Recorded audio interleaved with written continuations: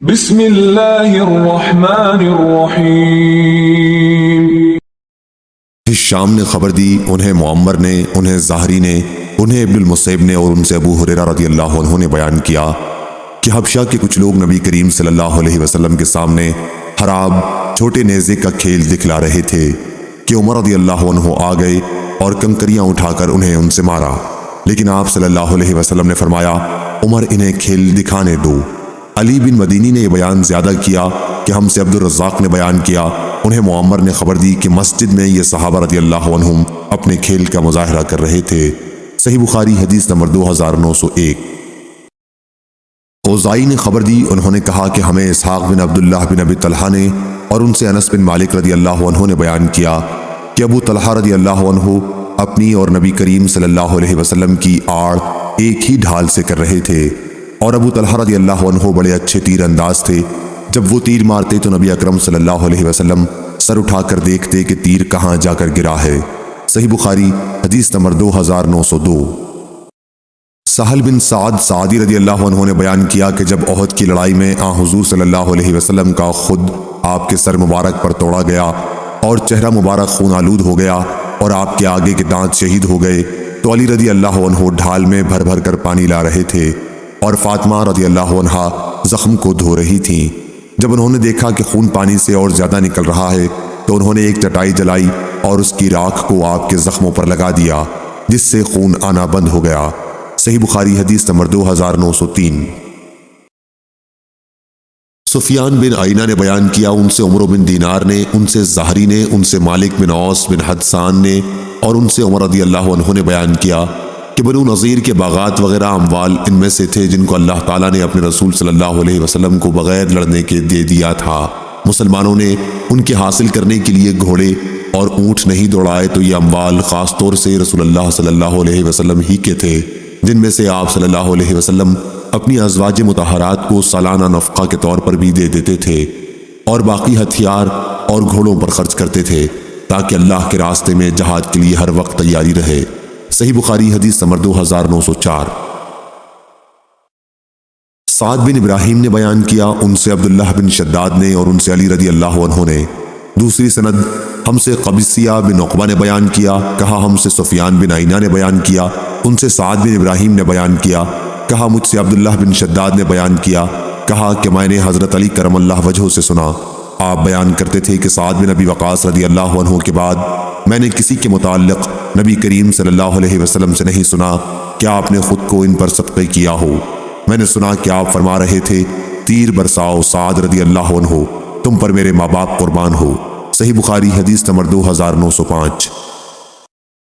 ابو الاسود نے بیان کیا، ان سے عروہ نے اور ان سے عائشہ رضی اللہ عنہا نے کہ رسول اللہ صلی اللہ علیہ وسلم میرے یہاں تشریف لائے تو دو لڑکیاں میرے پاس جنگ بعاث کے گیت گا رہی تھیں۔ آپ بستر پر لیٹ گئے اور چہرہ مبارک دوسری طرف کر لیا، اور اس کے بعد ابو بکر آ گئے اور آپ نے مجھے ڈانٹا کہ یہ شیطانی گانا اور رسول اللہ صلی اللہ علیہ وسلم کی موجودگی میں، لیکن آپ صلی اللہ علیہ وسلم ان کی طرف متوجہ ہوئے اور فرمایا کہ انہیں گانے دو۔ پھر جب ابو بکر رضی اللہ عنہ دوسری طرف متوجہ ہو گئے تو میں نے ان لڑکیوں کو اشارہ کیا اور وہ چلی گئیں۔ صحیح بخاری حدیث نمبر 2906۔ عائشہ رضی اللہ عنہا نے بیان کیا کہ عید کے دن سوڈان کے کچھ صحابہ ڈھال اور حراب کا کھیل دکھلا رہے تھے۔ اب یا میں نے خود رسول اللہ صلی اللہ علیہ وسلم سے کہا یا آپ نے ہی فرمایا کہ تم بھی دیکھنا چاہتی ہو؟ میں نے کہا جی ہاں۔ آپ نے مجھے اپنے پیچھے کھڑا کر لیا، میرا چہرہ آپ کے چہرے پر تھا، اس طرح میں پیچھے پردے سے کھیل کو بخوبی دیکھ سکتی تھی، اور آپ فرما رہے تھے خوب اے بنو رافدہ۔ جب میں تھک گئی تو آپ نے فرمایا بس۔ میں نے کہا جی ہاں۔ آپ نے فرمایا تو پھر جاؤ۔ احمد نے بیان کیا اور ان سے ابن وہب نے ابو بکر رضی اللہ عنہ کے آنے کے بعد دوسری طرف متوجہ ہو جانے کے لیے لفظ عمل کے بجائے فلما غفل نقل کیا ہے، یعنی جب وہ ذرا غافل ہو گئے۔ صحیح بخاری حدیث نمبر 2907۔ حماد بن زید نے بیان کیا، ان سے ثابت نے اور ان سے انس رضی اللہ عنہ نے بیان کیا کہ نبی کریم صلی اللہ علیہ وسلم سب سے زیادہ خوبصورت اور سب سے زیادہ بہادر تھے۔ ایک رات مدینے پر ایک آواز سن کر بڑا خوف چھا گیا تھا، سب لوگ اس آواز کی طرف بڑھے، لیکن نبی کریم صلی اللہ علیہ وسلم سب سے آگے تھے اور آپ نے ہی واقعے کی تحقیق کی۔ آپ ابو طلحہ رضی اللہ عنہ کے ایک گھوڑے پر سوار تھے جس کی پشت ننگی تھی، آپ کی گردن سے تلوار لٹک رہی تھی اور آپ فرما رہے تھے کہ ڈرو مت۔ پھر آپ صلی اللہ علیہ وسلم نے فرمایا کہ ہم نے تو گھوڑے کو سمندر کی طرح تیز پایا ہے، یا یہ فرمایا کہ گھوڑا جیسے سمندر ہے۔ صحیح بخاری حدیث نمبر 2908۔ اوزائی نے خبر دی، انہوں نے کہا کہ میں نے سلیمان بن حبیب سے سنا، کہا میں نے ابو امامہ باہلی سے سنا، وہ بیان کرتے تھے کہ ایک قوم صحابہ رضی اللہ عنہم نے بہت سی فتوحات حاصل کی اور ان کی تلواروں کی آرائش سونے چاندی سے نہیں ہوئی تھی، بلکہ اونٹ کی پشت کا چمڑا، سیسا اور لوہا ان کی تلواروں کے زیور تھے۔ صحیح بخاری حدیث نمبر 2909۔ جابر بن عبداللہ رضی اللہ عنہ نے خبر دی کہ وہ نبی کریم صلی اللہ علیہ وسلم کے ساتھ نجد کے اطراف میں ایک غزوہ میں شریک تھے۔ جب حضور اکرم صلی اللہ علیہ وسلم جہاد سے واپس ہوئے تو آپ کے ساتھ یہ بھی واپس ہوئے۔ راستے میں قیلولہ کا وقت ایک ایسی وادی میں ہوا جس میں ببول کے درخت بکثرت تھے۔